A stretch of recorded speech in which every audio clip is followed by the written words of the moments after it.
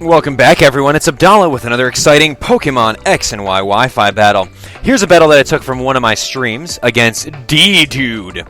Now, taking a look at it. Crustle. Oh, man.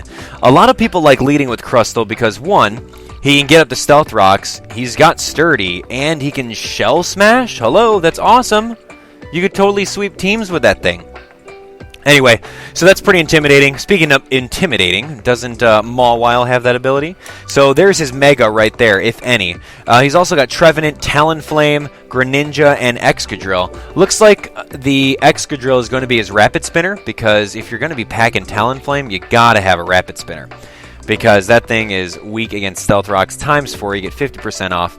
Anyway, looking at my team, I'm going to definitely lead off with Fortress, because I need to get the rocks up right away so I get that 50% off Brave Bird, you know what I mean?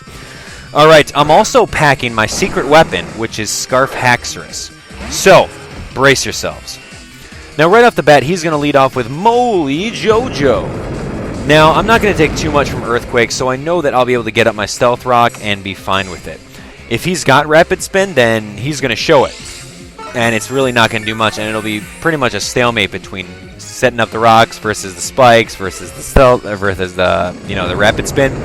But he keeps on going for the Earthquake. I'm really not sure why. He's just probably trying to knock me out, or maybe allow me to get 2 layers up and then rapid spin it just so he gets a little bit more damage on me. Definitely a strategy. So I'm actually not going to stay in. I think he's going to go for Earthquake one more time, so I switch into Rotom. Now, I didn't see Mold Breaker on this guy, so thank goodness. So I'm going to go into Rotom and just absorb that. Nothing's actually going to happen because I predicted it right. And I'm bringing my Choice Specs Rotom over here. I didn't expect him to actually go into his Trevenant over here. And you can actually see that I'm wearing my Choice Specs here. He sees that himself. But a Choice Specs Hydro Pump, even though it's resisted, it's going to be a 2-hit KO.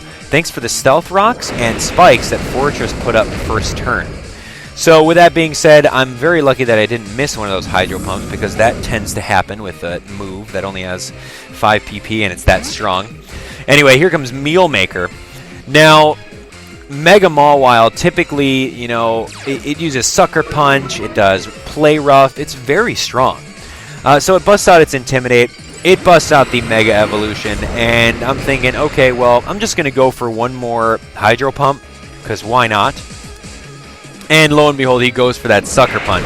Now I'm at full health, and this does a significant amount. That does like 60%, and unfortunately, I missed my Hydro Pump. So I'm getting the heck out of here, because I know another Sucker Punch is coming, since I missed, especially. So I'm going to go into my secret weapon right here. Now, this is a Scarf Haxorus. Now, what's really risky about Scarf Haxorus is the fact that you can lock yourself into Earthquake. And I know he still has Talonflame, but I'm hoping he doesn't realize that I'm Scarfed right off the bat. So I'm just going to go for some Earthquakes here.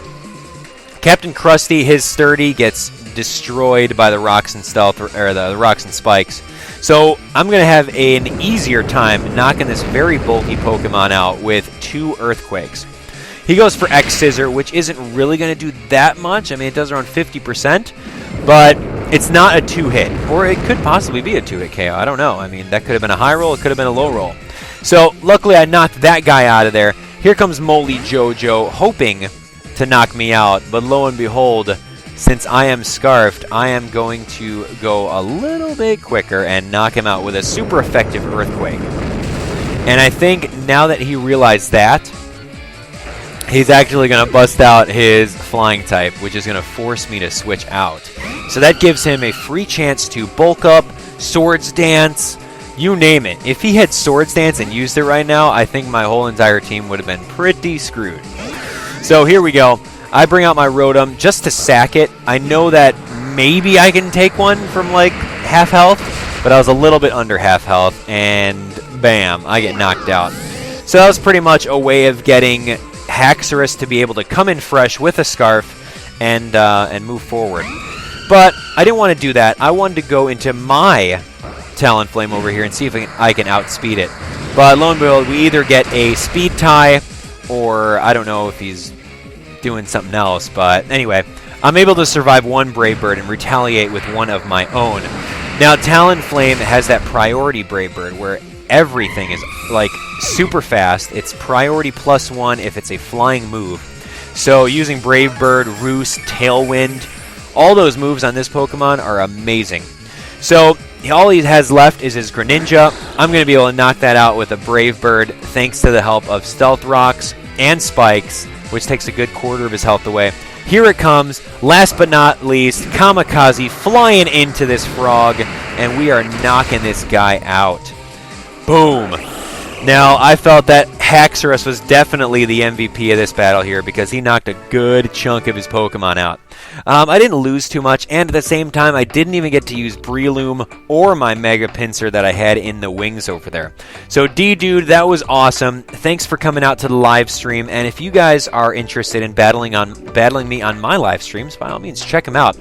I know you guys have seen them in my sub boxes and in your sub boxes as well. So, check them out. They're on the weekends. Saturday, Sunday at 4 p.m. Central. We do them every week, and it's awesome. I grab about 3 people from the comment section, a couple people from Twitter, a couple people from Facebook, and we just have at it. It's a very fun time in case you didn't check it out already. And it's consistent, too. So, with that being said, guys, thanks for watching today. Let me know what you thought of the episode in the comment section below. Also, what did you guys think of that Mega Mawile? Man, that Sucker Punch is too strong. Or that Haxorus that's Scarfed. I like running Scarfed Haxorus. He's really powerful. So he can pull off a Scarf really well. Alright guys, if you guys have some more time, by all means, head to my channel, where you will find a ongoing Let's Play of Bravely Default for 3DS, 100% walkthroughs of both Donkey Kong Country, Tropical Freeze, and Yoshi's New Island that we just recently finished up. So I would love it if you guys would check those out in case you guys want to break from Pokemon. If you don't want to break from Pokemon, then by all means, hit that subscribe button to stay updated with more Pokemon X and Y Wi-Fi battles. Got it? Good. Hit that like button while you're at it. Thanks. I'll talk to you guys on the next battle. See ya!